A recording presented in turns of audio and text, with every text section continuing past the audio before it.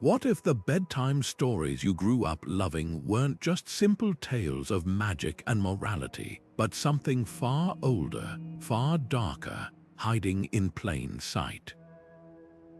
Think about the fairy tales that lulled you to sleep, the ones with talking animals, wicked stepmothers, and brave little heroes. Now imagine peeling back their colorful layers to find ancient myths, whispered secrets, and even warnings from civilizations long gone. That's the startling truth behind many of the stories we tell children. Censorship, fear of persecution, and shifting cultural norms forced storytellers to disguise these myths as innocent fables, preserving them through generations like hidden treasure wrapped in plain paper.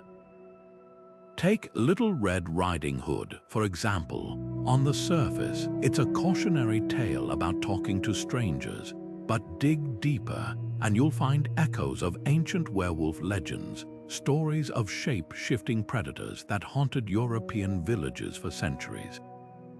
Or consider Hansel and Gretel, a seemingly straightforward story of siblings outsmarting a witch, yet its roots may stretch back to grim tales of famine and desperation, where abandoning children wasn't just a plot device but a heartbreaking reality. These stories survived because they were disguised, their darker truths softened with talking animals and happy endings, but the myths beneath them, they never really went away. In this video, we're uncovering 22 of these hidden myths, stories that wore the masks of children's tales to survive. From enchanted forests that hide portals to other worlds, to princesses who might actually be goddesses in disguise, these narratives carried ancient wisdom and sometimes terrifying warnings right under the noses of censors and critics. Why did a culture rewrite its epic battles as simple animal fables? How did a creation myth end up as a nursery rhyme? The answers are more fascinating than you'd ever guess. So settle in, because we're about to journey into the shadows of folklore, where nothing is quite as it seems, and every once upon a time holds a secret waiting to be told. Long before fairy tales were tucked into children's books, they were the lifeblood of ancient cultures, raw, unfiltered stories passed around fires, in market squares, and during long winter nights. But these myths didn't always survive intact. When powerful rulers or religious leaders saw them as threats, they were often banned, rewritten, or stripped of their original meaning. Imagine a world where telling the wrong story could cost you your life. That's the pressure storytellers faced, and it's why so many myths went underground, disguised as harmless fables. Oral tradition became the secret keeper of these forbidden tales. With no written records, storytellers could tweak details, swap out gods for fairies, or turn blood-soaked battles into metaphorical duels between sun and moon. Over generations, the sharp edges of these stories wore smooth, like stones in a river. Take the Brothers Grimm. Their famous collection of fairy tales wasn't originally meant for children. Early versions featured gruesome punishments and stark moral lessons, but by the time these stories reached Victorian audiences, the witches burned a little less brightly, the wolves lost some of their teeth, and the endings grew sweeter. These weren't just edits, they were survival tactics. Even older myths faced similar fates.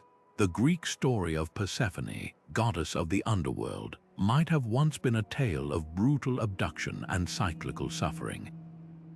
But softened into a parable about seasons, it became palatable for new audiences. Norse legends of shape-shifting tricksters were repackaged as animal fables, their gods disguised as clever foxes or wise owls.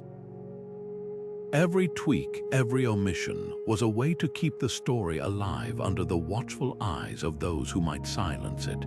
And that's the genius of these adaptations. By folding ancient truths into simple tales, storytellers ensured they'd outlast empires, outwit censors, and echo through centuries. The next time you hear a nursery rhyme or a bedtime story, listen closely. Beneath the sing-song rhythm, there might just be a myth whispering back, the cleverest trick storytellers ever pulled, turning ancient myths into lessons about good behavior. When cultures needed to preserve their myths but couldn't risk telling them outright, they slipped them into moral fables like hiding medicine in a spoonful of honey. Take the humble wolf, a creature that prowls through countless fairy tales. In myths, wolves were often sacred or terrifying. Think of Fenrir, the Norse beast destined to devour the gods, or Romulus and Remus, raised by a she-wolf. But in children's stories, the wolf became a simple warning: don't stray from the path. By reducing these primal symbols to straightforward dangers, storytellers kept the essence alive while making them digestible for young ears. Happy endings were another brilliant disguise. Ancient myths rarely wrapped up neatly. Gods were capricious, heroes fell to tragedy, and lessons came drenched in blood. But morality tales demanded resolution. So the tragic fate of a mythical figure like Icarus, who flew too close to the sun, became a gentle warning about humility in fables like The Tortoise and the Hare. The core idea, hubris leads to downfall, stayed intact, but the delivery softened. No one had to see Icarus's wings melt. They just learned that slow and steady wins the race. Witches and stepmothers got similar treatment. In myths, female figures like Baba Yaga or the Morrigan were complex, sometimes helpers, sometimes destroyers. But in sanitized versions, they became one-dimensional villains, their mythical depth flattened into easy-to-spot dangers. Don't take candy from strangers is a far cry from the original warnings about confronting the wild, untamed aspects of life, but it got the job done. Even the archetype of the virtuous hero was a clever repackaging. Mythic heroes like Hercules or Odysseus were flawed, even brutal, but fairy tale counterparts like Snow White or Cinderella were paragons of purity. Their suffering wasn't due to divine whims but clear moral failings, envy, laziness, disobedience, making the stories feel like ethical instruction manuals rather than chaotic epics. Symbols became shortcuts. A golden apple wasn't just a fruit. It echoed the Norse Idun's apples of immortality or the Greek apple of discord. A spinning wheel wasn't merely a household tool, it whispered of the fates, spinning the threads of destiny. By burying these symbols in simple tales, storytellers preserved their power while scrubbing away anything too controversial. The result, myths that could be told at bedtime without raising eyebrows, their ancient hearts still beating beneath layers of moralizing. And that's the real magic. These stories didn't just survive, they thrived because they gave each generation exactly what it needed. For ancient listeners, they carried the weight of cosmic truths. For medieval audiences, they became cautionary tales. And for us, they're a hidden map waiting to be decoded, proof that even the simplest bedtime story might be keeping centuries-old secrets. Little Red Riding Hood seems like a simple warning about stranger danger, but the wolf at its center is far more ancient and far more frightening than most realize. Across Europe, long before this tale was written down, communities told stories of shapeshifters, beings who could wear human skin by day and reveal monstrous forms by night. In some versions of the story, the wolf doesn't just disguise itself as grandma, it speaks in her voice, wears her clothes, and even lays traps with chilling precision. These details echo werewolf legends, where the predator isn't just an animal but something that defies the natural order, blurring the line between human and beast. The wolf's role shifts depending on where the story is told. In French oral traditions, the creature is often a bisou, a werewolf-like demon that haunts the countryside. Italian versions feature a cunning ogre, while Slavic retellings sometimes replace the wolf with a vampire or even a witch. these variations hint at a deeper, pan-European fear of the unknown, the dread that the person you trust, your neighbor, your relative, might not be what they seem. The original warning wasn't just about avoiding strangers in the woods. It was about recognizing that evil could wear a familiar face. Even the famous grandmother's questions scene takes on new meaning when viewed through this lens. When the wolf asks, "What big eyes you have," it's not just playing a game, it's testing Little Red's awareness, probing to see if she'll notice the uncanny details that betray its true nature. This mirrors folklore rituals where villagers would scrutinize suspicious individuals for signs of their supernatural identity, unnatural eyes, sharp teeth, or an aversion to silver. The story's climax, where the wolf is defeated, often involves outsiders, a woodsman, a hunter stepping in with axes or knives, tools historically linked to warding off shapeshifters. What's fascinating is how these darker elements were sanded down over time. Early versions, like the one recorded by Charles Perrault in the 17th century, end with the wolf devouring the girl, no rescue, no redemption.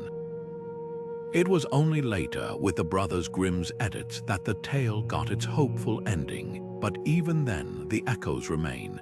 The red hood itself might symbolize more than innocence. In some traditions, red was worn as protection against spirits, a color believed to repel evil.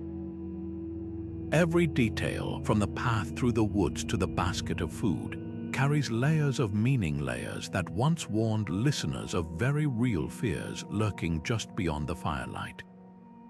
So the next time you hear this story, listen for the whispers of the past. That wolf isn't just a fairy tale villain. It's the shadow at the edge of the village, the thing that walks on two legs until the moon rises, a myth in disguise, surviving through the ages by hiding in a child's bedtime story. Hansel and Gretel might seem like a straightforward tale of clever children escaping a wicked witch, but its roots twist much deeper into humanity's oldest fears: hunger, abandonment, and the monsters that wait in the wild. At its core, this story mirrors the brutal realities of medieval Europe, where famine was a constant shadow. Parents faced unthinkable choices, and legends whispered of witches lurking beyond the village borders, preying on the desperate. The candy house that wasn't just a child's fantasy. It could symbolize forbidden knowledge, a lure into the unknown, like the golden apples of myth or the feasts of the Fae, offers too good to be true, hiding deadly consequences. The witch herself is far older than the Brothers Grimm's version. In pre-Christian Europe, figures like Holder or Pachta were both nurturers and terrors, weaving fate and punishing the wicked.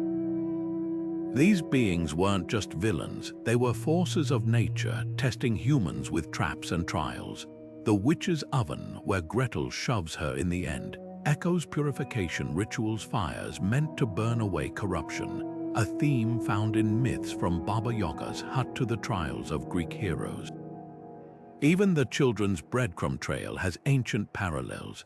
In Norse lore, the god Heimdall leaves signs for lost travelers, while Slavic tales speak of magical seeds or stones guiding the way home. These weren't just plot devices, they were survival wisdom disguised as fantasy. Then there's the candy. In a world where sugar was rare and precious, a house made of sweets would have been a devastating temptation, mirroring older stories of enchanted food that trapped the unwary. Celtic myths warn of feasts that bind eaters to the underworld, and Persian tales describe magical fruits that steal free will. The witch's gingerbread isn't just a treat, it's a test. Surviving her lair isn't just about bravery, it's about resisting the lure of easy answers, a lesson as old as storytelling itself. What's chilling is how the tale's darkest edges were softened over time. Early versions didn't always have happy endings. Some European folktales left the children lost forever, or turned them into birds, a haunting metaphor for souls trapped between worlds. The Grimm version, with its triumphant return home, reflects a Victorian craving for moral clarity, but the original warnings linger. The forest isn't just trees, it's the unknown. The witch isn't just a villain, she's the price of desperation. And those two children, they're all of us navigating a world where hunger, literal or metaphorical, can lead even the wisest astray. So when you hear Hansel and Gretel, listen past the candy and the cauldron. This story survived because it wasn't just entertainment. It was a map scrawled in crumbs and sugar, showing how to outwit the monsters both outside and within. Cinderella's story sparkles with magic slippers and pumpkin carriages, but beneath its glittering surface lies something far older, a myth of divine intervention where goddesses, not fairy godmothers, stepped in to alter mortal fate. Long before Perrault penned his version, cultures worldwide told tales of oppressed heroines aided by supernatural forces. The fairy godmother herself might be a softened echo of ancient deities like the Greek Moirai, the three fates who spun, measured, and cut the threads of destiny. Imagine them not as old women with shears, but as cosmic forces weaving justice for the deserving. Or consider the Celtic owls, fairy folk who rewarded kindness with blessings and punished cruelty with curses. These weren't whimsical sprites, they were keepers of cosmic balance, ensuring virtue triumphed over oppression. The iconic transformation scene, where rags become a gown and mice turn to horses, mirrors sacred rituals where gods bestowed divine favor. In Egyptian myths, the goddess Hathor dressed the worthy in celestial light, while Hindu stories tell of Lakshmi blessing devotees with sudden fortune. Even the pumpkin's metamorphosis into a carriage carries symbolic weight. Agricultural societies saw gourds as vessels of life, their hollow forms representing potential waiting to be unlocked. This wasn't just magic for spectacle, it was a metaphor for hidden worth revealed by higher powers. Then there's the slipper. Glass might seem like a fanciful detail, but its origins could stretch back to sacred marriage rites. In Mesopotamian traditions, removing a shoe symbolized binding contracts, while Celtic lore spoke of silver shoes uniting earthly rulers with the divine. The prince's search for the foot that fits might descend from these rituals, where a shoe wasn't just footwear but a key to sovereignty. Some scholars even link it to the ancient practice of foot marriage, where a goddess's sandal confirmed her chosen king. Over centuries, these profound symbols were distilled into a charming plot device, yet their mythic resonance lingers. What's striking is how the story's violence faded over time. Early versions, like the Chinese tale of Yi Xian or the Italian Cenerentola, featured brutal stepsisters mutilating their feet to fit the shoe, only to be exposed by their own blood. The Grimm brothers kept this grisly detail, but later adaptations scrubbed it away, leaving only the glittering hope of happily ever after. Yet the core remained, a divine force recognizing inner worth when the world refuses to see it.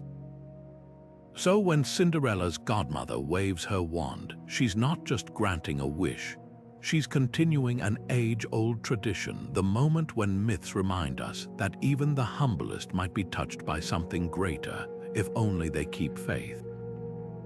Sleeping Beauty's enchanted slumber feels like pure fairy tale magic, but the idea of a cursed sleep stretches back to myths far older than spinning wheels and fairy godmothers. In Norse legend, the Valkyrie Brynhilde was punished with an eternal sleep surrounded by fire, only to be awakened by the hero Sigurd's bravery. The Greeks told of Endymion, a shepherd granted eternal youth, but only if he remained forever asleep, caught between life and death. These stories weren't just fantasies, they spoke to humanity's fascination with liminal states, where sleep became a gateway to another world, a pause between mortality and something greater. The spindle that pricks Aurora's finger isn't just a plot device, it's a symbol loaded with ancient meaning. In Greek mythology, the Moirai, or fates, spun the threads of human lives, measuring and cutting them to decide each person's destiny. A spindle, then, wasn't just a tool, it was an instrument of cosmic power. By touching it, Sleeping Beauty doesn't just succumb to a curse, she interrupts the natural order, much like mortals who tampered with divine threads in myths. Some scholars even link the spindle to forbidden knowledge, akin to the fruit in Eden or Pandora's box. It's no accident that spinning was often associated with witchcraft in medieval Europe. The act of twisting fibers into thread mirrored the weaving of spells. Then there's the prince's kiss. On the surface, it's a romantic gesture, but dig deeper, and it echoes ancient rites of passage. In mystery, cults across the ancient world, initiates underwent symbolic deaths and rebirths, sometimes through rituals involving sleep-like trances. A kiss, in this context, wasn't just affection. It was a sacred act of awakening, like the sun reviving the earth each dawn. The Egyptian god Osiris was resurrected through Isis's magic, while Persephone's return from the underworld brought spring back to the world. Sleeping Beauty's awakening might be a gentler version of these myths, but the message remains. Transformation requires crossing a threshold, and sometimes that threshold looks like a long, enchanted sleep. Early versions of the tale are even darker. In Giambattista Basile's 17th century, Sun, Moon, and Talia, the sleeping heroine isn't awakened by lovers she's assaulted, bearing children before finally stirring. The brothers Grimm's Briar Rose softened this, but kept the eerie imagery of a castle frozen in time, thorns crawling over its walls like something out of a burial mound legend. These elements suggest a story once steeped in primal fears, of stagnation, of cycles broken, of time itself halting. The happy ending we know today is a relatively modern twist. Originally, the tale may have been less about romance and more about the fragile balance between life and oblivion. So the next time you hear Sleeping Beauty, listen for the whispers of those older stories. That spindle isn't just a sharp object, it's a thread connecting us to myths where sleep was a realm of gods and curses. And that kiss, it's the oldest magic of all, the hope that even the deepest darkness can end with a single, transformative touch. Snow White's poisoned apple might seem like a simple fairy tale trick, but its roots dig deep into myths where fruit wasn't just food. It was a test of mortality, a key to resurrection, even a divine trap. Think of Persephone's pomegranate seeds in Greek myth, binding her to the underworld with every bite, or the golden apples of Norse Idun, granting eternal youth to the gods. Snow White's crimson fruit carries that same weight. It's not merely poisoned, but enchanted, holding the power between life and death. In some older versions, the apple isn't even the witch's invention. It's a gift from supernatural forces, a trial meant to prove the heroine's worthiness for rebirth. Then there are the dwarves, often dismissed as whimsical sidekicks. Look closer, and they echo earth spirits found in mining folklore across Europe. Gnomes who guarded precious metals, or the Norse Stivurga who forged divine weapons deep underground.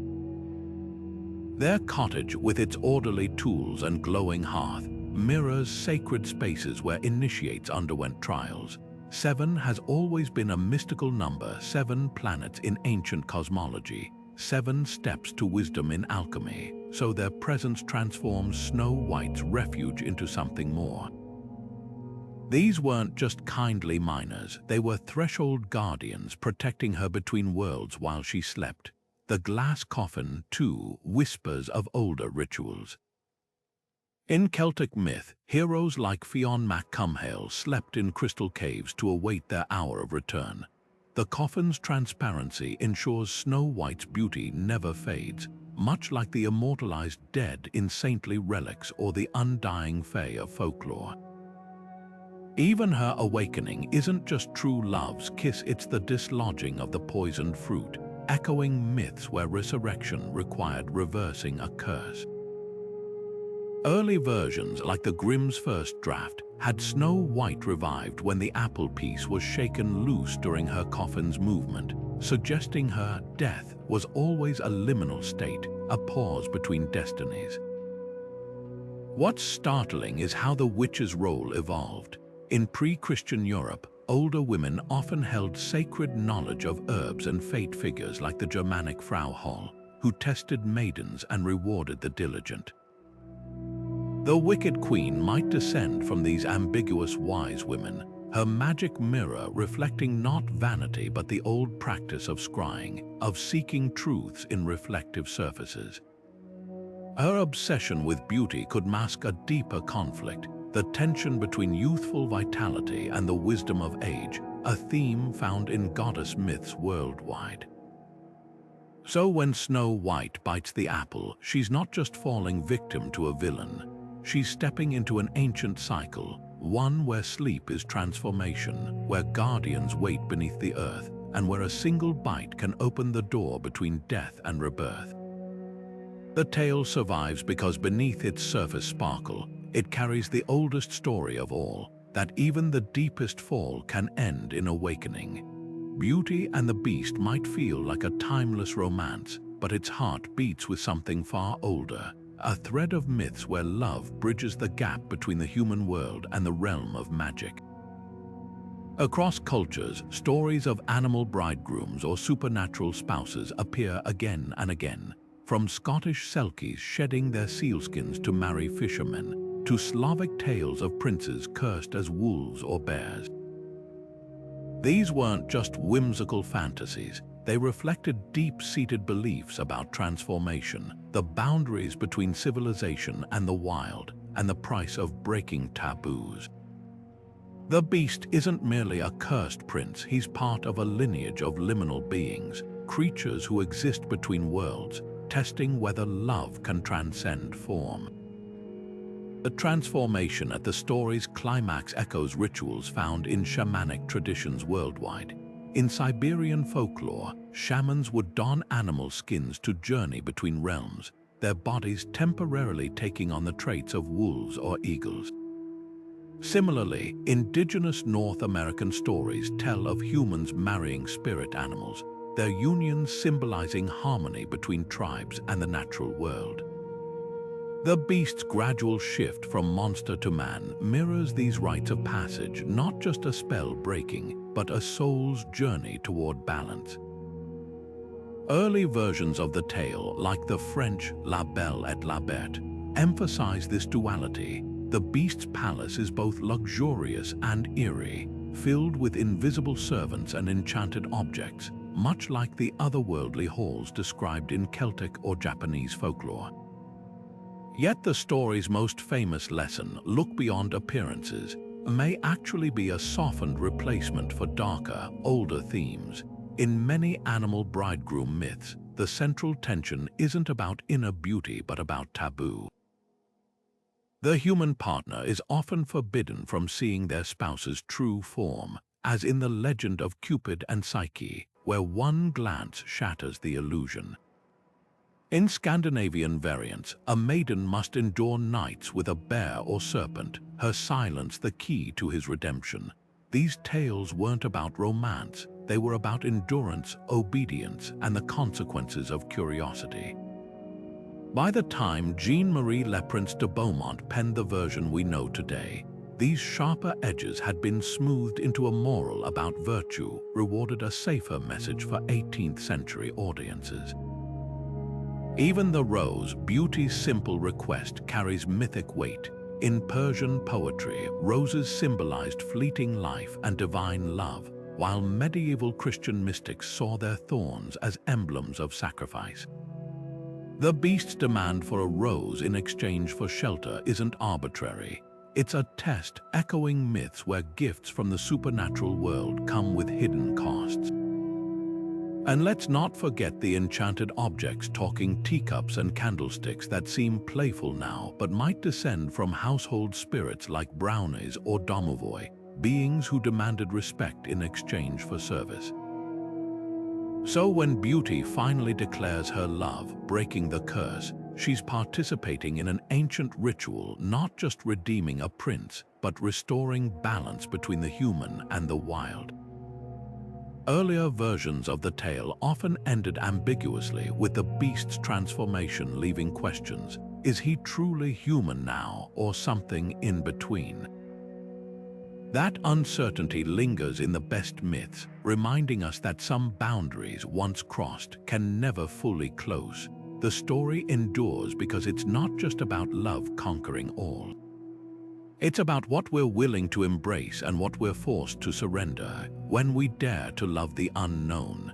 The Frog Prince seems like a whimsical tale about a princess and her slimy suitor, but the story's magic runs far deeper than a simple kiss. At its core, this fable taps into one of humanity's oldest mythic themes, the Enchanted Pact, where breaking a curse requires more than luck. It demands a precise, often difficult act of faith. Long before the brothers Grimm polished the story for children, cultures worldwide told versions of this tale, each revealing a shared belief that the boundary between human and animal, mortal and divine, could be crossed with the right key. Consider the frog itself. In many ancient traditions, frogs symbolized transformation creatures that moved between water and land, their life cycle mirroring the journey from death to rebirth.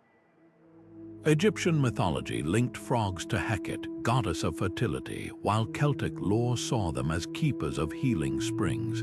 So when a princess encounters a talking frog, she isn't just meeting an enchanted prince. She's facing a test set by forces older than kings or castles. The Grimm version softens the stakes, but earlier oral tales often made the terms clearer.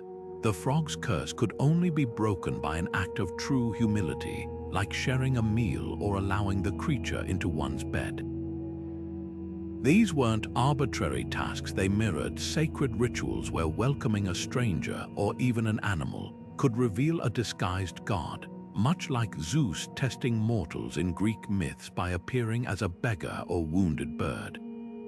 The famous kiss, then, might be a later flourish. In some medieval versions, the transformation occurs when the princess hurls the frog against a wall, a violent act that paradoxically breaks the spell.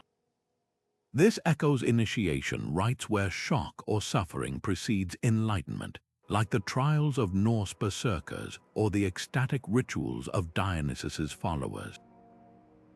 Even the gentler kiss variant carries weight. In folklore, a kiss could seal oaths, transfer power, or even summon spirits. The Irish legend of the Selkie, for instance, tells how a kiss binds a human to a seal wife forever. By swapping violence for a kiss, storytellers may have been preserving the original idea that breaking enchantments requires crossing a threshold of discomfort while making it palatable for younger audiences. What's often overlooked is the prince's role in his own curse. Unlike passive victims in other tales, he's usually described as having brought the spell upon himself, perhaps through arrogance, broken vows, or offending a witch or spirit. This aligns with myths like those of Loki, whose cunning traps him in monstrous forms, or the Welsh Lugh Lord Gifts, cursed to live as an eagle until his wife's loyalty restores him. The Frog Prince isn't just a story about a girl's kindness. It's a lesson in reciprocity, where both parties must fulfill their roles in the cosmic dance of curse and redemption. So the next time you hear this tale, listen past the splash and the croak. That frog isn't just waiting for love. He's holding a piece of an ancient puzzle, one where every transformation reminds us that magic, like justice, often demands something raw and real before it releases its gifts. Rumpelstiltskin's story seems like a simple cautionary tale about keeping promises, but hidden in its frantic name-guessing game is an ancient truth: names hold power. Across civilizations, knowing a being's true name meant control over its essence. Egyptian priests invoked the true names of gods to command their magic, while Celtic druids guarded their real names to avoid enchantment. Even the Bible's Jacob demanded an angel's name before blessing him. Rumpelstiltskin isn't just a tricky imp. He's part of this lineage of supernatural beings whose power collapses the moment their name is spoken aloud. His rage when the queen finally guesses it mirrors the fury of demons whose true names were used against them in medieval grimoires, or fairies like the Scottish Shellicote, whose spells unraveled if humans discovered their hidden identities. The miller's daughter's impossible task, spinning straw into gold, echoes divine tests from older myths. In Greek legend, King Minos demanded Athenian youths navigate the labyrinth, while Norse gods tricked the dwarf Loki into crafting treasures to save his head. These weren't just arbitrary challenges, they were traps designed to force mortals into desperate bargains. Rumpelstiltskin's offer to help in exchange for a future child follows the same pattern as fairy contracts, where short-term salvation came with long-term ruin. Irish folklore warns of the Línan Shea, a muse who granted artistic brilliance in exchange for a lover's soul, while Germanic kobolds demanded firstborns for household favors. The miller's daughter isn't just making a bad deal, she's reenacting a mythic ritual where survival hinges on outwitting the supernatural. What's chilling is how the story twists the usual rules. Normally, naming a creature defeats it, but here, the queen's victory comes from overhearing Rumpelstiltskin's name by chance, not through cleverness or divine aid. This might reflect older, darker versions where humans only escaped fairy bargains through luck or betrayal. The tale's ending, where the imp literally tears himself apart in rage, mirrors Celtic stories of banshees vanishing when mocked or Japanese oni dissolving when their true nature is exposed. Names weren't just words, they were vulnerabilities, and Rumpelstiltskin's grotesque fate reminds us that even the mightiest magic crumbles when its secret is known. So when that little man dances around the fire singing his name, he's not just being careless, he's carrying an ancient warning. Some forces let you borrow their power, but the price is always written in the small print, and sometimes that small print is a name spoken at just the right moment. Jack and the Beanstalk might seem like a simple story about a boy outsmarting a giant, but that magical beanstalk is far more than a convenient ladder. It's a relic of humanity's oldest myths about bridging worlds. Across cultures, towering trees, vines, and ladders have symbolized pathways between earth and the divine. The Norse Yggdrasil connected 9 realms with its roots and branches, while the biblical Jacob dreamed of a ladder to heaven swarmed by angels. Even Mesoamerican legends speak of the world tree, its trunk a highway for spirits traveling between sky and underworld. Jack's climb follows this ancient blueprint. His beanstalk isn't just tall, it's a threshold, a living bridge to a realm where the rules of reality bend. And what waits at the top? A giant, but not just any giant. This hulking figure echoes the primordial beings who once ruled mythic cosmologies before gods and humans took over. In Greek tradition, the Titans were overthrown by Zeus and imprisoned beneath the earth. Norse sagas tell of the Jotun, frost giants who birthed the gods yet became their enemies. These weren't mere monsters, they represented chaos, raw power, and the untamed forces that existed before order. The giants' fee-fi-fo-fum chant might sound like nursery rhyme nonsense, but it carries the cadence of old incantations, the kind used to mark territory or summon storms in pre-Christian Europe. His castle in the clouds mirrors the celestial strongholds of myth, like Indra's floating palace in Hindu texts or the castles of Welsh otherworld rulers. This isn't just a villain's lair, it's a remnant of a time when such beings were lords of creation. Then there's the golden harp and the goose that lays golden eggs. On the surface, they're just treasures, but their symbolism runs deeper. Harps in Celtic myth could command the wind or lull listeners into enchanted sleep, gifts from the gods, not meant for mortal hands. Golden eggs appear in Russian folklore as containers of cosmic knowledge, and in alchemy, they symbolize the philosopher's stone's power to generate infinite wealth. Jack isn't just stealing riches, he's reclaiming divine gifts that the giant, or his ancestors, may have taken first. Early versions of the tale hint at this. Some Cornish and Scottish variants describe the giant as a fallen god hoarding relics of a lost age. When Jack chops down the beanstalk, he isn't just escaping, he's severing a connection to that older world, ensuring its magic stays contained. What's fascinating is how the story flips the script on who's truly good or bad. Jack is hardly a pure hero, he's a thief, breaking into the giant's home 3 times, yet the tale frames him as clever, not cruel. This ambiguity mirrors trickster myths like Loki's theft of Thor's hammer or Prometheus stealing fire from the gods. Sometimes the line between hero and outlaw depends on who tells the story.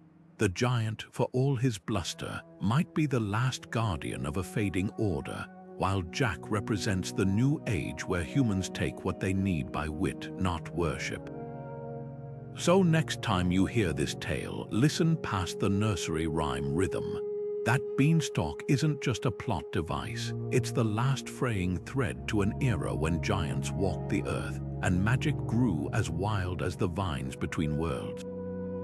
And Jack, he's every mortal who's ever dared to climb toward the unknown, grasping for treasures and truths that were never meant to be ours. The Pied Piper of Hamelin might seem like a strange fable about a magical musician and stolen children, but beneath its surface hums something far older, a myth about guides who lead the living into the realm of the dead. That piper, dressed in his motley coat, doesn't just play a catchy tune. He echoes deities like Hermes, the Greek psychopomp who escorted souls to the underworld with his lyre, or Anubis, the jackal-headed Egyptian god who weighed hearts against feathers. Even the piper's flute carries ancient weight. In Norse myth, the god Heimdall's horn summoned souls to Ragnarok, while Slavic stories tell of forest spirits luring travelers astray with unearthly music. This isn't just a children's story, it's a remnant of a time when music wasn't entertainment, but a bridge between worlds. The tale's most haunting detail, the children vanishing into a mountain, mirrors underworld gateways from global folklore. Germanic legends spoke of hollow hills where the dead danced eternally, and Irish myths described fairy mounds that swallowed mortals whole. In some versions of the Pied Piper, the children aren't just led away, they're promised a paradise, a land of joy beyond the mountain's crevice. This chilling twist aligns with afterlife myths where guides tempt souls with illusions of bliss, like the siren songs or the golden apples of Hesperides. Even the piper's revenge taking the children after the town refuses payment reflects the old belief that breaking oaths to supernatural beings invited catastrophe. The villagers didn't just stiff a musician, they violated a cosmic contract, and the piper's retaliation carried the inevitability of divine justice. But history might have shaped this myth too. Some scholars link the tale to the Children's Crusade of 1213, when thousands of young Europeans, convinced they'd reclaim Jerusalem through innocence, vanished during their doomed march. Others point to medieval plagues that wiped out entire families, leaving towns eerily childless. The piper's colorful attire could even hint at the dancing plague of 1518, where frenzied citizens followed musicians in trance-like states, some collapsing dead from exhaustion. These tragedies, filtered through generations of retelling, may have merged with older myths about music's power over life and death. And what of that hypnotic melody? Lost folklore across Europe whispered of spell songs, tunes that could bind listeners to a piper's will. Swiss legends warned of the Fey Piper, whose music made cattle leap off cliffs, while Baltic tales described witches playing invisible violins to steal villagers' senses. piper's flute might represent these forgotten beliefs, where sound itself was magic, and certain rhythms could unravel free will. Unlike witches' potions or wizard staffs, his instrument required no props, just skill, making his power seem both awe-inspiring and terrifyingly accessible. So when the children of Hamelin followed that piper into the dark, they weren't just characters in a moral fable. They were stepping into an ancient narrative about the thin veil between our world and what lies beyond. A story where music isn't just sound, but a key to doors best left unopened. The tale endures because it taps into our deepest unease, that sometimes the most enchanting melodies are the ones we shouldn't hear. Bluebeard's forbidden chamber isn't just a gruesome secret. It's part of an ancient tradition where certain doors were never meant to be opened. That blood-stained key, the one that betrays the wife's disobedience, carries echoes of Pandora's box, Eden's forbidden fruit, and every myth where curiosity cracks the world wide open. These stories share a chilling pattern. Knowledge comes at a price, and the act of seeking it often unleashes consequences far beyond the seeker's control. Bluebeard's wife isn't just nosy. She's stepping into a role as old as storytelling itself, the mortal who dares to peek behind the veil. Whether it's Eve reaching for the apple or Psyche lifting her lamp to see Cupid's true face. The chamber itself is more than a crime scene. It's a liminal space, a threshold between the known and the unspeakable. In Celtic folklore, certain hills and caves were portals to the otherworld, and entering them uninvited meant never returning the same. Greek temples had Aditon chambers where only priests could tread, guarding secrets too potent for ordinary minds. Even Bluebeard's command, "Don't open this door," mirrors divine warnings, like the Norse god Odin forbidding Baldur's resurrection, or the biblical prohibition against looking upon Yahweh's face.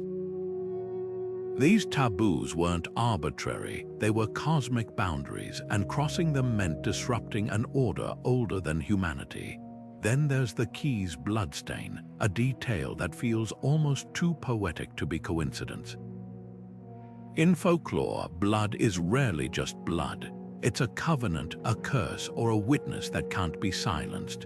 The stain that won't wash away mirrors the mark of Cain, the indelible guilt of the Welsh hero Lord gifs after his wife's betrayal, or even the fate's unbreakable thread once cut. This isn't just evidence, it's a magical seal, proof that some actions once taken can't be undone. Early versions of the tale amplify this. In one Italian variant, the key burns the wife's hand like a brand, while a Russian rendition describes it weeping tears of blood. These aren't just grim flourishes, they're remnants of an older belief that forbidden knowledge leaves scars on the soul. What's fascinating is how the story twists the usual curiosity-punished trope. Unlike Pandora, whose box unleashes eternal suffering, or Lot's wife, turned to salt for a single glance back, Bluebeard's wife survives. Her brothers storm the castle, slay the murderer, and she inherits his wealth. This deviation might hint at a shift in cultural values, a whisper that curiosity, even when deadly, can also be the key to liberation. After all, without her disobedience, Bluebeard's crimes would have remained hidden forever. Some scholars even link her to the archetype of the sly wife, a figure in Slavic and Jewish folklore who outsmarts murderous husbands by uncovering their secrets. So when that key clicks in the lock, it's not just a plot twist, it's the sound of an age-old question being asked again. What happens when we dare to know what we're not supposed to? The blood on the key isn't just Bluebeard's, it's the price humanity has paid over and over for the courage to look into the dark. The Little Mermaid's heartbreaking quest for legs isn't just a fairy tale. It's part of an ancient tradition where supernatural beings trade their very essence for a chance at humanity. Long before Disney's singing crabs and happy endings, Hans Christian Andersen wove a story steeped in much older myths of water spirits who surrendered their magic for love. The original mermaid doesn't just lose her voice. She walks on knives, endures the prince's betrayal, and dissolves into sea foam, a far cry from today's animated romance. This brutal ending carries echoes of stories like Undine, the Germanic water nymph who gained a soul only when her mortal lover proved unfaithful, or Melusine, the French serpent woman cursed to transform whenever her husband glimpsed her true form. These weren't whimsical romances, they were cautionary tales about the impossible cost of crossing between worlds. That silenced voice holds particular power.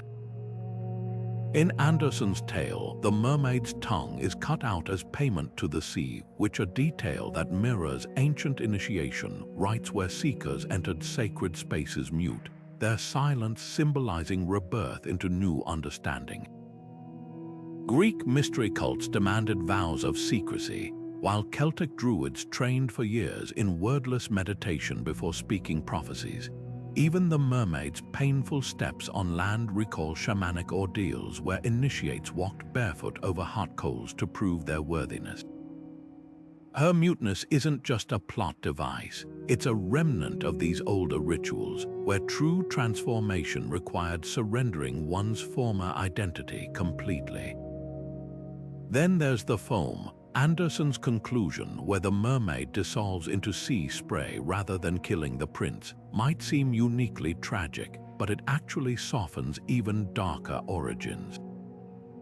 Slavic Rusalki, water spirits born from drowned maidens, lured men to watery graves, while Homer's sirens used enchanting songs to wreck ships. Earlier versions of mermaid legends often ended with the creature dragging her lover beneath the waves, a fate avoided in Andersen's Christian-influenced rewrite where the mermaid ascends as an air spirit instead.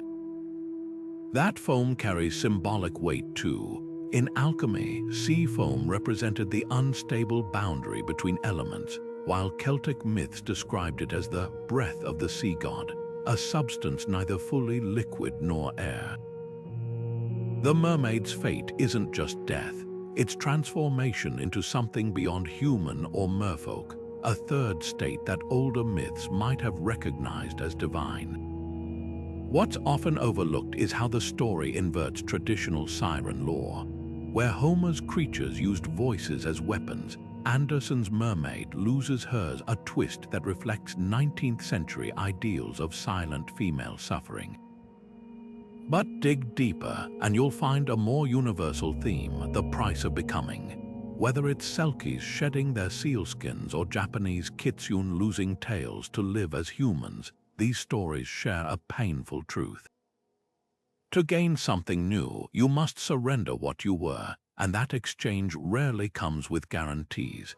The mermaid's tragedy isn't that she failed to win the prince, it's that she gave up her world for his, only to discover too late that some bridges once crossed can never be unbuilt.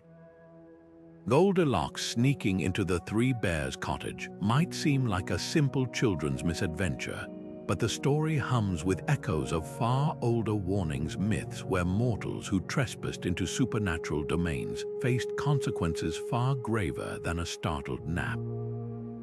Across cultures, stories abound of humans stumbling into the realms of spirits, fairies, or gods, where every action, eating their food, sitting in their chairs, even speaking their names, could bind the intruder forever.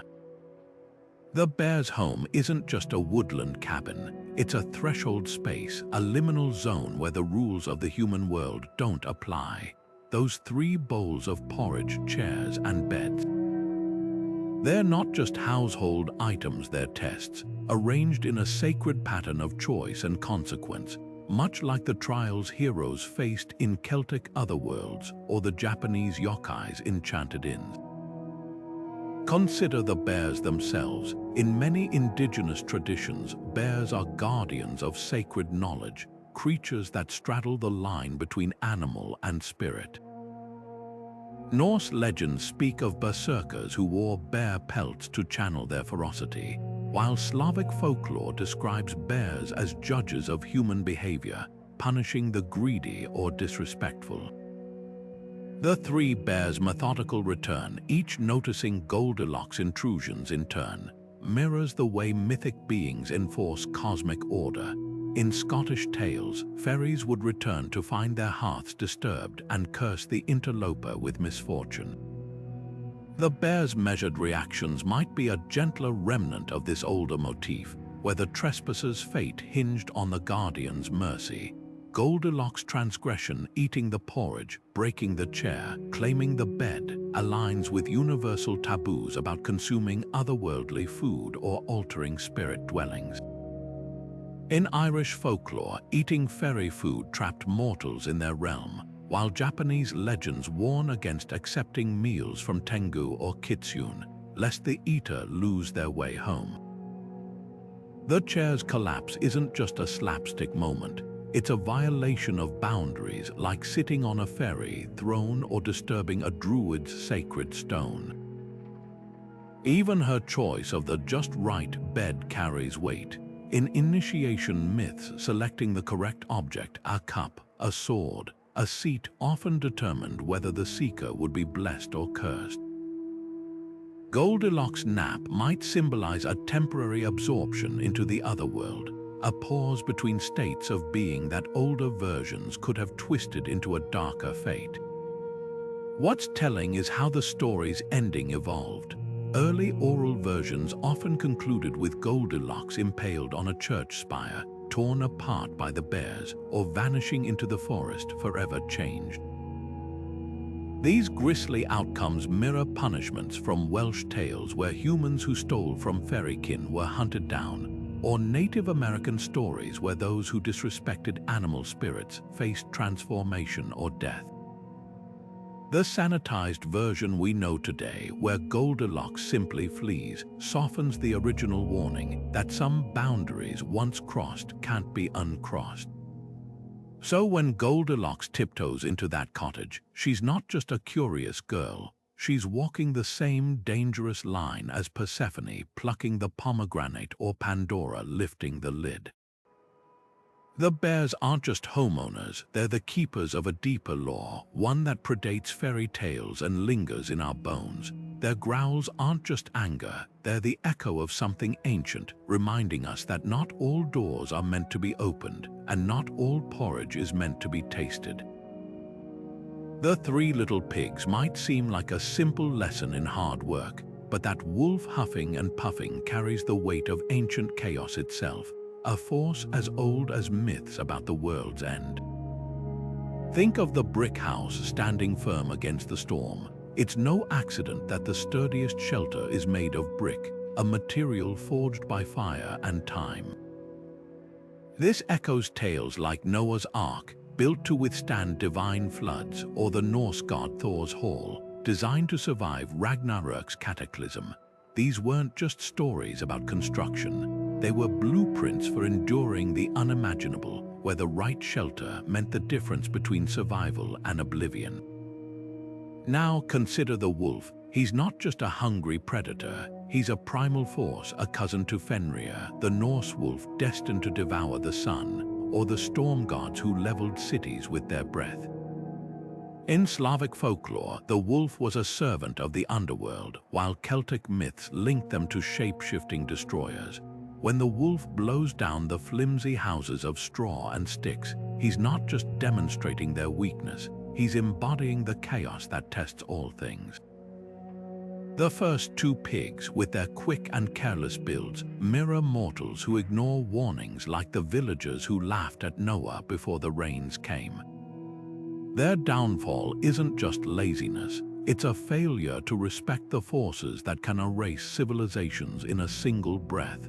But the brick house changes everything. Unlike straw or wood, brick requires transformation, clay hardened in fire, a process alchemists linked to spiritual resilience. In Babylonian myths, the god Marduk built walls to contain the sea monster Tiamat, just as the third pig's bricks hold back the wolf's fury.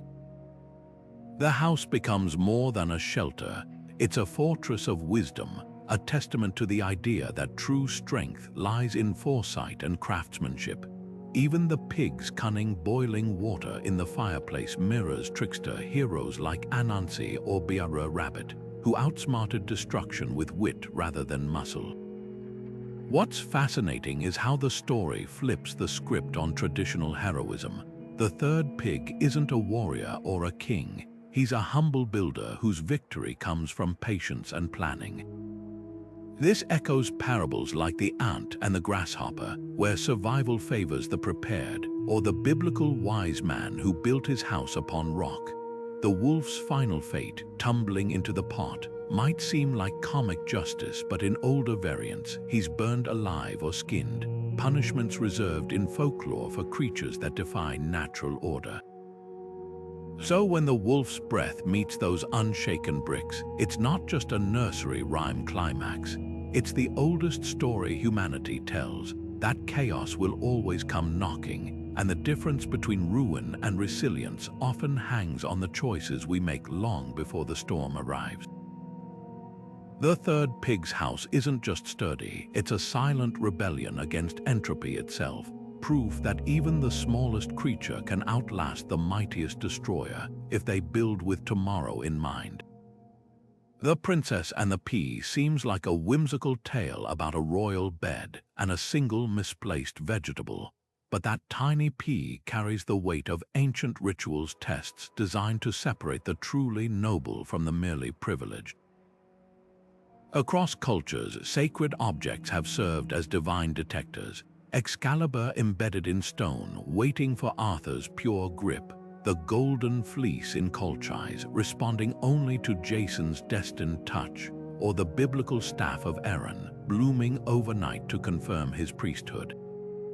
These weren't just challenges, they were cosmic sorting mechanisms, ensuring only those with the right essence could claim power.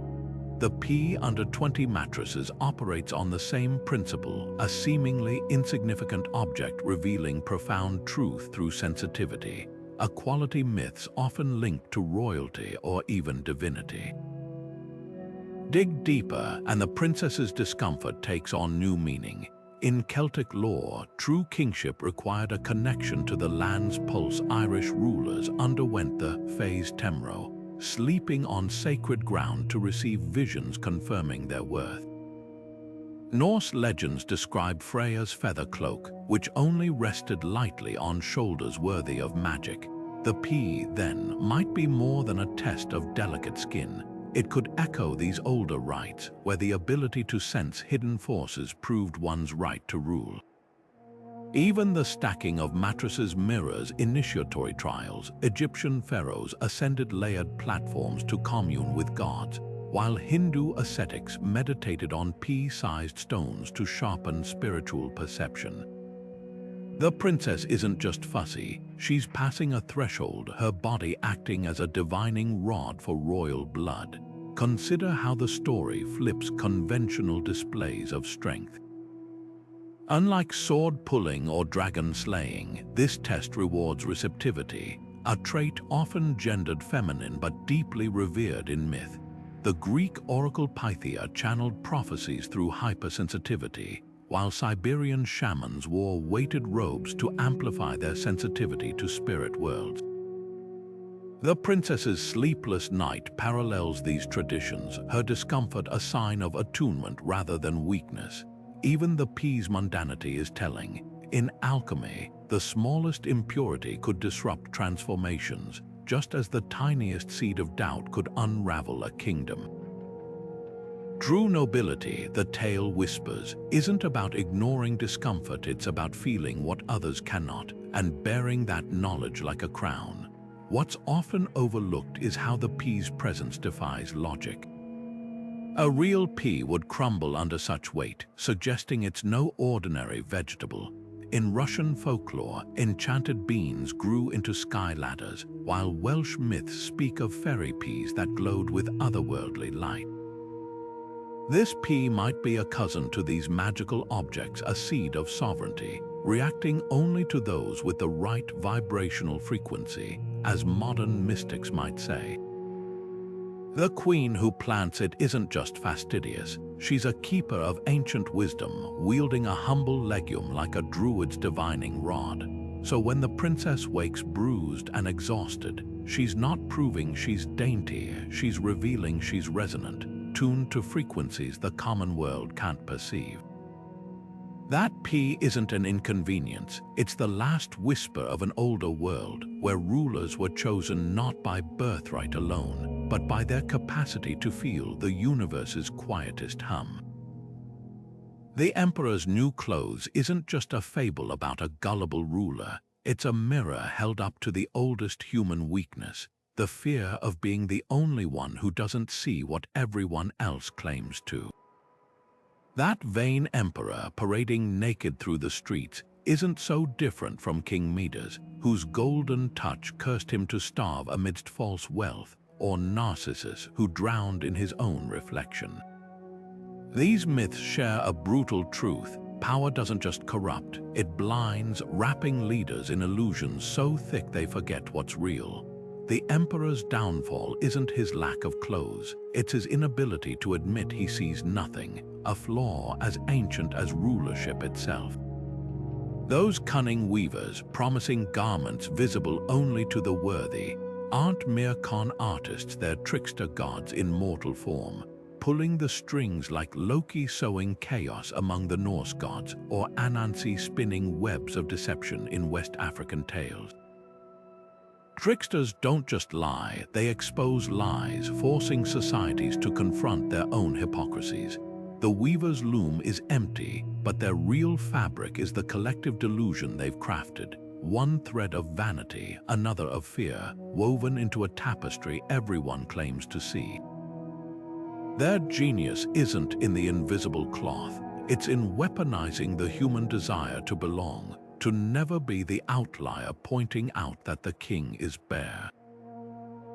Then there's the child whose blunt cry, "He has nothing on," shatters the illusion. This isn't just childish honesty, it's the voice of divine truth tellers, from the biblical prophets shouting uncomfortable truths to Cassandra, cursed by Apollo to be ignored even as she foretold Troy's fall. In many traditions, children and fools could speak truths adults dared not, their words carrying the weight of the uncorrupted. Celtic druids revered the Onidian, inspired youths who channeled wisdom in trances, while Hindu scriptures describe enlightened sages as eternal children, free from societal pretenses. The child's words don't just expose the emperor, they unravel the spell binding the crowd, revealing how easily people surrender their senses to the pressure of consensus. What's chilling is how the story inverts traditional power dynamics. Normally, rulers command and subjects obey, but here, the emperor becomes the puppet of his own court's silence. This mirrors historical purges where leaders, isolated by sycophants, believed their own propaganda until reality crashed in.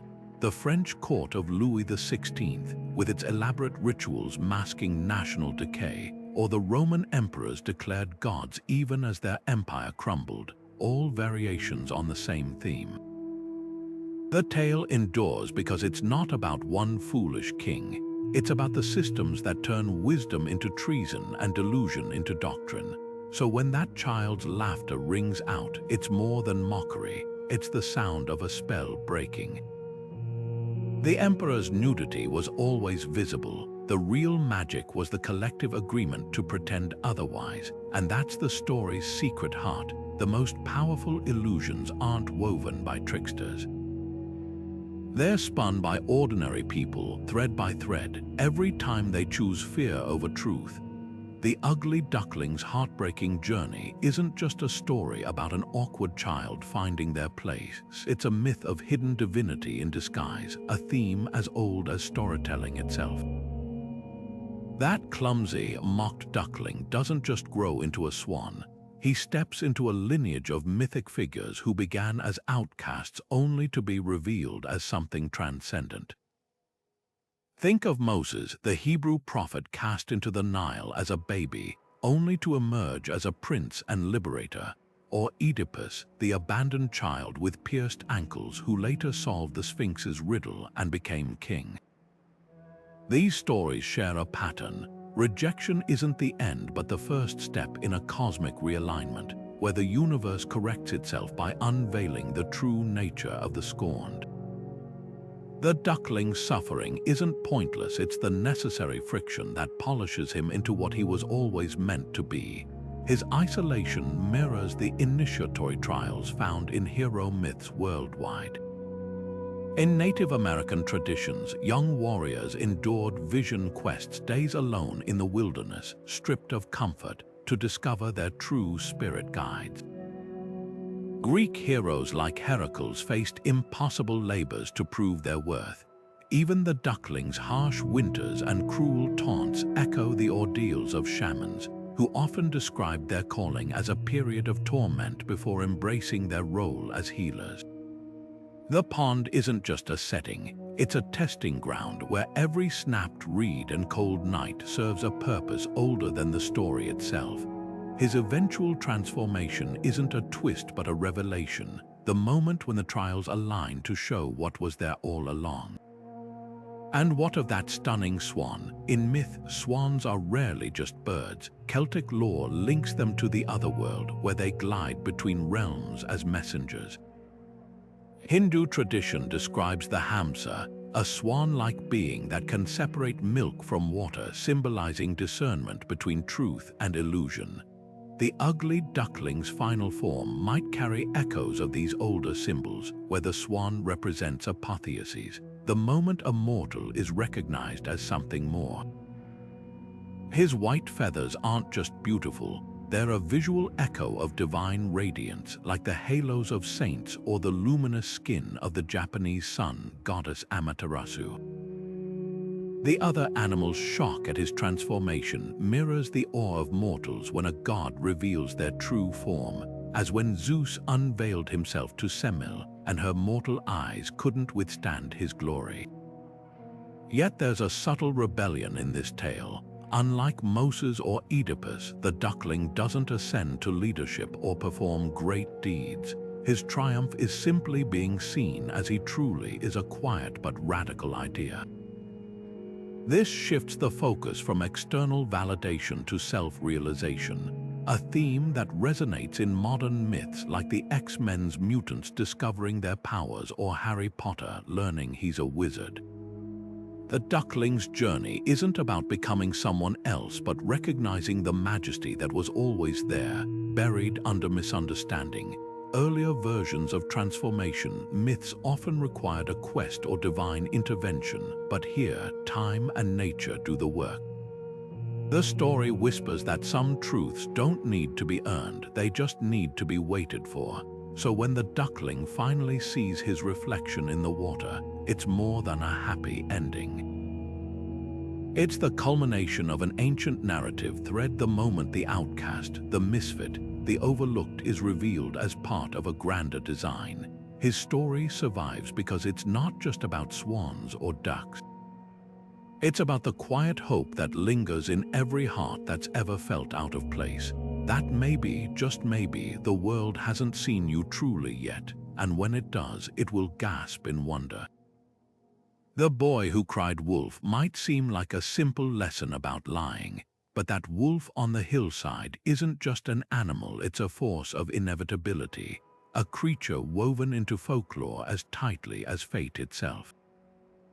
Across cultures, wolves symbolize the inescapable, the Norse Fenrir, destined to break free at Ragnarok, the Roman she-wolf who nurtured Romulus and Remus before their tragic feud, even the wolf that stalks the sun in Navajo cosmology, threatening to plunge the world into darkness. When the boy's false alarms finally summon the real wolf, it's not just bad luck, it's the arrival of a truth too long denied, a reckoning that folklore often reserves for those who mock the natural order. His cries aren't just lies, they're a violation of an ancient contract between humans and the forces they're meant to heed. The boy's fate mirrors myths where warnings go unheeded until it's too late. Cassandra, the Trojan prophetess cursed to see the future but never be believed, watches her city burn despite her desperate truths. Aesop's fables teem with animals punished for ignoring omens, from the grasshopper who starves after mocking the ant's preparations to the scorpion who dooms itself by betraying its nature. These stories share a brutal lesson. Deception doesn't just erode trust, it severs the connection to wisdom itself. The villagers' refusal to respond to the boy's final plea isn't just frustration. It's the collapse of a sacred dynamic where warnings, once cheapened, lose their power to protect. What's chilling is how the wolf embodies an older idea that some consequences can't be bargained with. In Slavic folklore, the wolf is a psychopomp, guiding souls to the afterlife whether they're ready or not. Inuit legends describe the Amarok, a lone wolf that devours those who venture out unprepared. The wolf in the fable isn't just a predator, it's the manifestation of the boy's own actions, circling back like karma in fur and teeth. Early versions of the tale hint at this. Some oral traditions describe the wolf as unnaturally patient, waiting until the boy's credibility is ash before striking, much like the Furies in Greek myth who delayed punishment until hubris reached its peak. Yet there's a deeper layer here, the idea that truth, like prophecy, demands reverence. The boy's pranks aren't just mischievous, they're a parody of the shepherd's sacred role as watcher, turning his duty into a joke. Ancient societies relied on herders as first alarm systems. Their cries carried the weight of survival. By trivializing his voice, the boy doesn't just risk his flock, he mocks a covenant as old as civilization itself. No wonder his downfall feels cosmic. The wolf isn't just eating sheep, it's restoring balance, enforcing a law older than morality, that some games invite forces far beyond the player's control. So when the boy's final scream goes unanswered, it's more than a moral about honesty.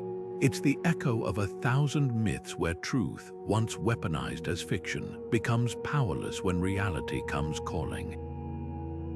The wolf was always coming. The tragedy isn't that it arrived, it's that the boy ensured no one would lift a finger when it did.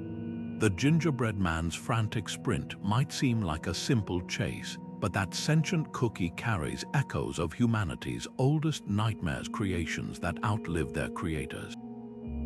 Like the golem of Jewish folklore, shaped from clay and animated by sacred words, or Pygmalion's ivory statue brought to life by Aphrodite's grace, the gingerbread man is more than just baked dough.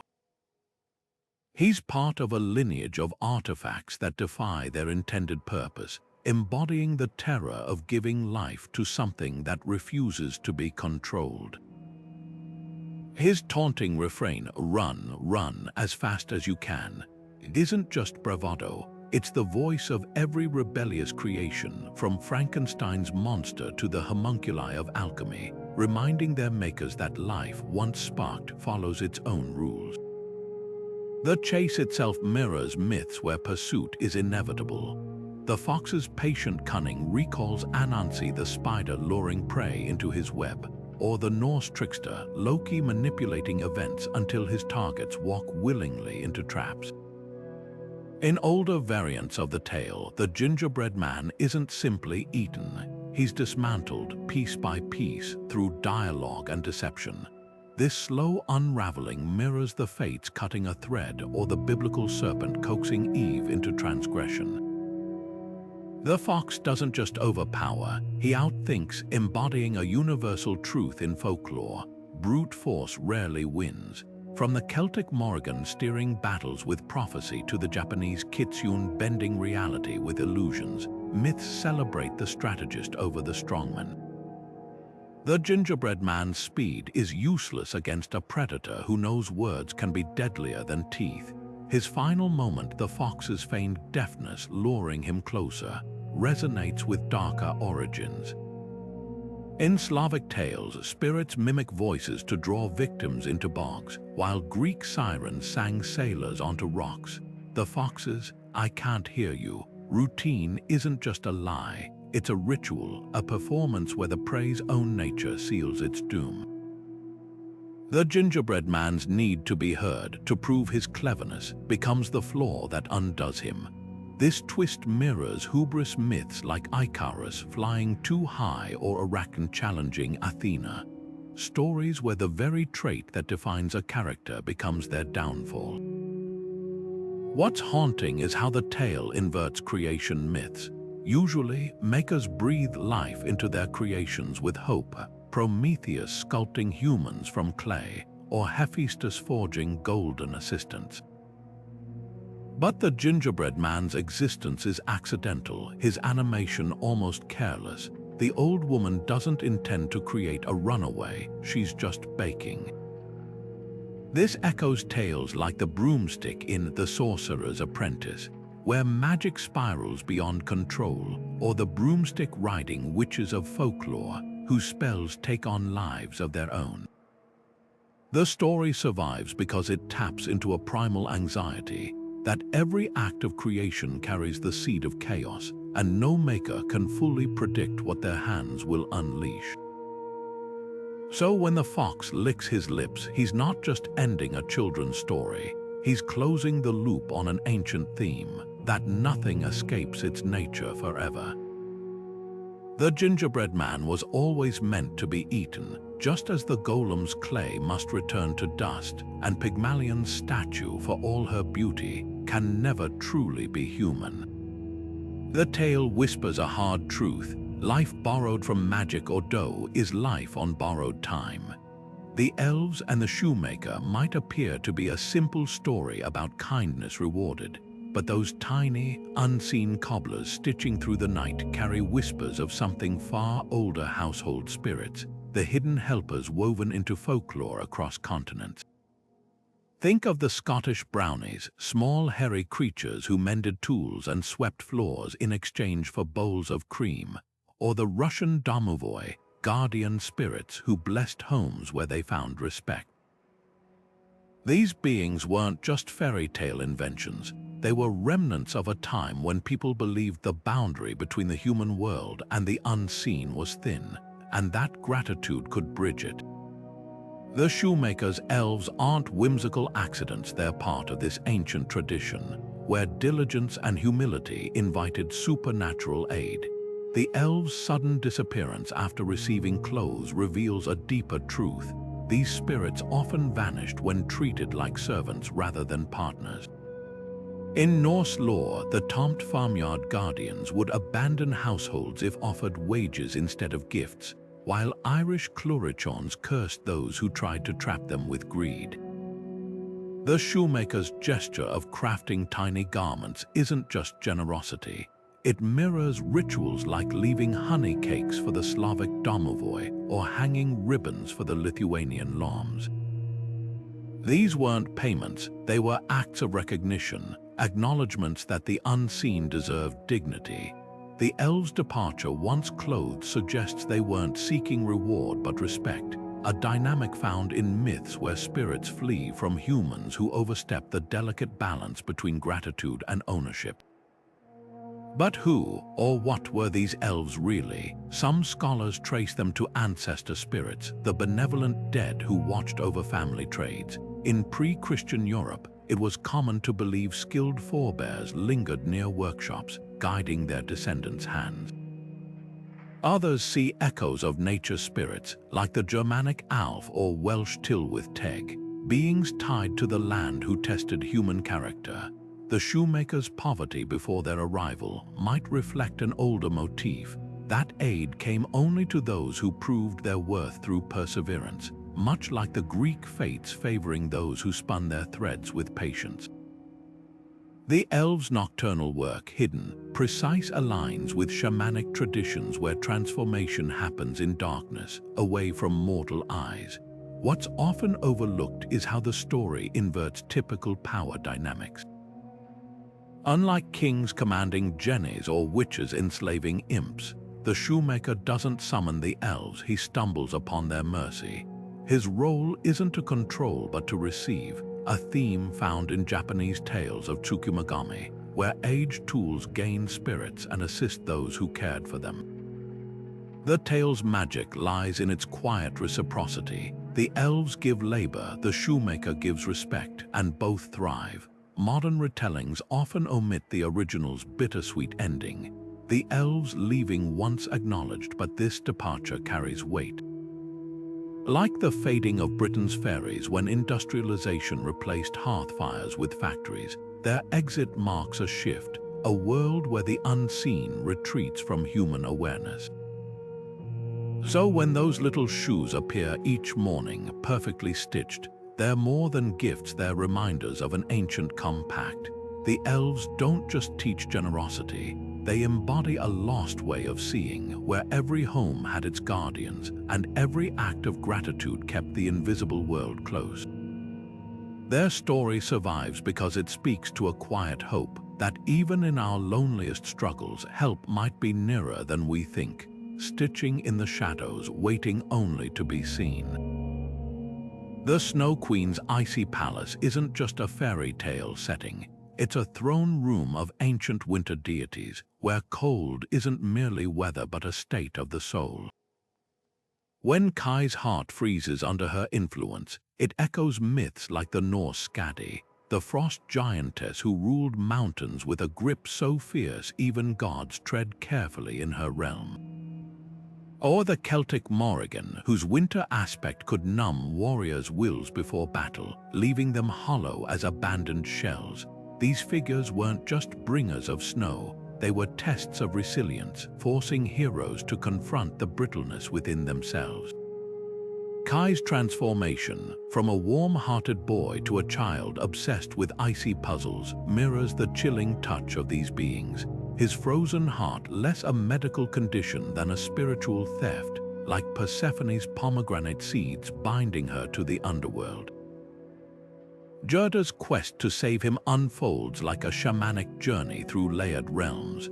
Her travels from flower-filled valleys to robber girl dens to the Snow Queen's domain parallel the Inuit Angakok's voyages to retrieve lost souls, or the Siberian shamans who climbed the world tree to bargain with spirits. Even her encounters are initiatory. The talking reindeer echoes spirit guides in Sami legends, while the robber girl's split loyalty reflects trickster figures who force growth through chaos. Gerda's tears, which melt Kai's frozen heart, aren't just sentimental. In many traditions, water from a pure source like tears or sacred springs could break enchantments, much like Isis's weeping reviving Osiris or Demeter's grief thawing the earth each spring. Her journey isn't about brute force but persistence and emotional alchemy, qualities winter deities respected, even demanded. What's haunting is how the story inverts traditional rescue arcs. Unlike heroes who slayed dragons or outwit giants, Gerda's power lies in vulnerability. Her warmth against the Snow Queen's cold mirrors the Zoria of Slavic myth, dawn goddesses whose gentle light could soften even the cruelest winter night. The Snow Queen herself isn't purely evil. Like Skadi, who demanded laughter as compensation for her father's death, she's a force of balance.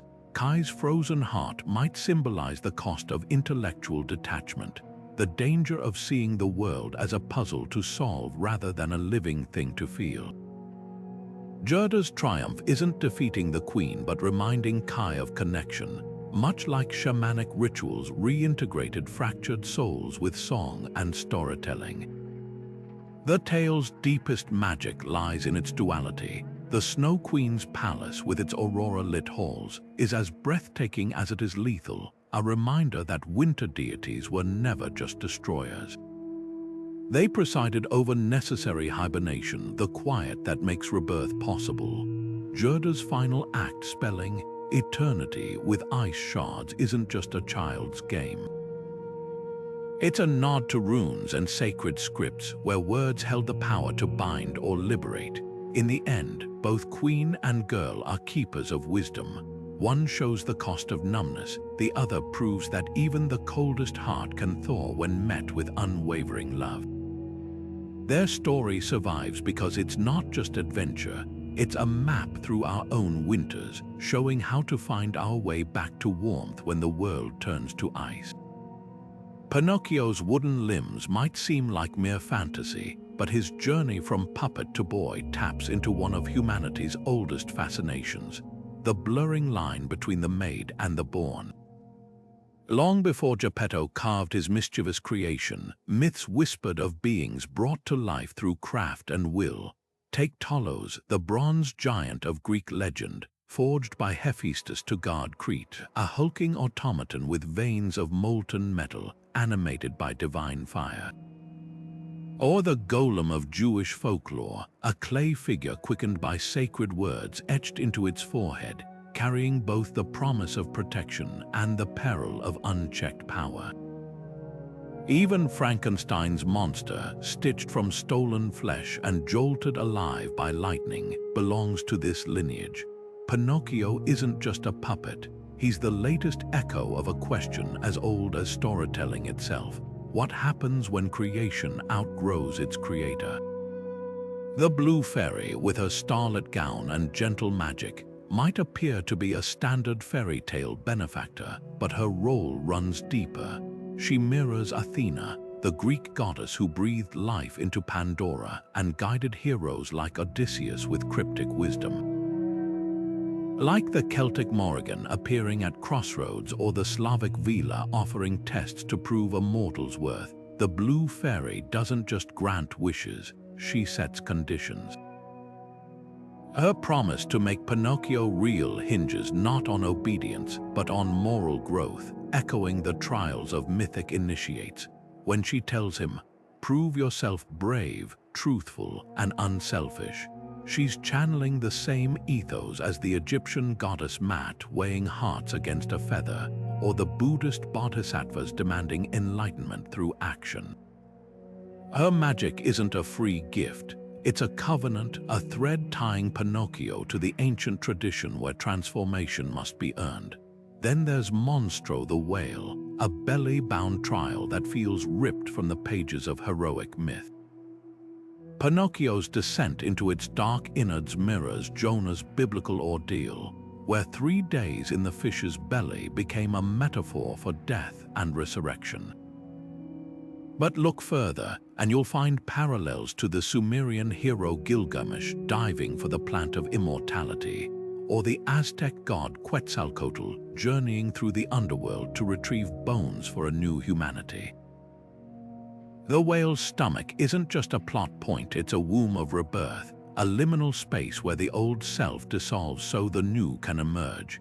Even the escape, with Geppetto and Pinocchio carving their way out, evokes the Greek myth of Theseus slicing through the Minotaur's labyrinth, or the Maori hero Maui fishing up islands from the deep. These aren't just adventures, they're archetypal rites, proving that becoming real requires navigating the darkest depths and returning transformed.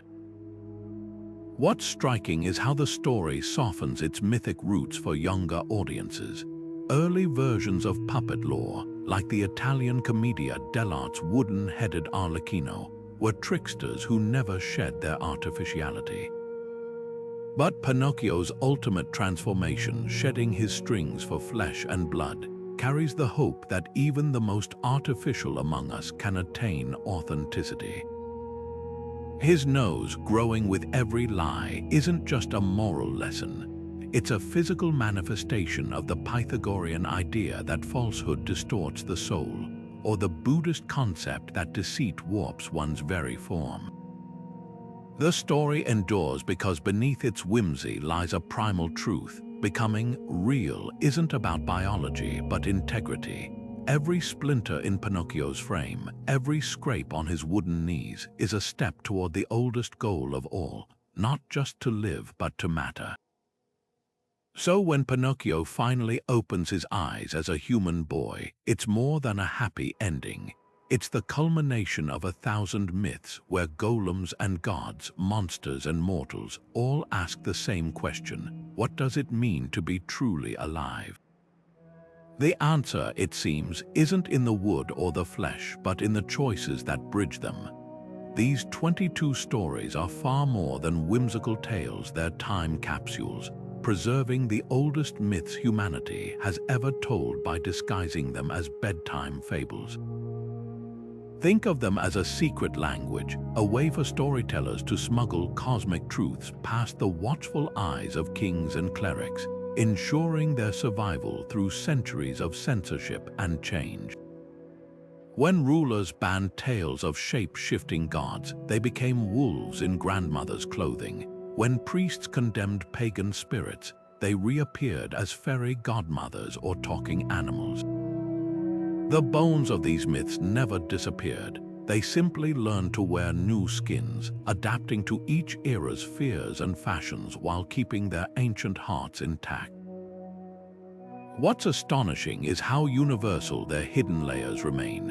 Whether it's the terror of abandonment in Hansel and Gretel, the longing for transformation in The Frog Prince, or the awe of divine justice in Rumpelstiltskin, these stories tap into fears and desires that transcend time and culture. A child hearing Little Red Riding Hood in 18th century France and one listening in 21st century Tokyo both feel that primal chill when the wolf speaks in grandma's voice because some warnings are eternal.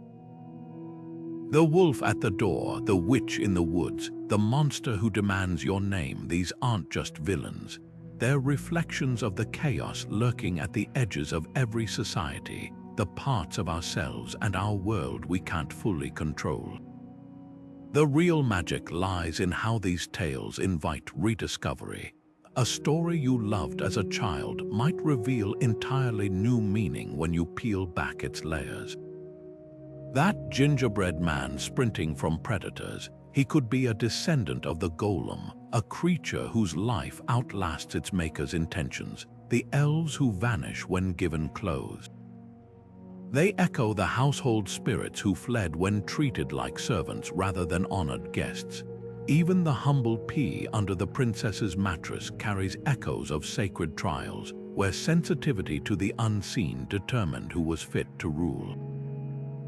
These narratives didn't just survive by accident, they thrived because they reward every generation that digs deeper, offering fresh insights to those willing to listen beyond the happily ever after.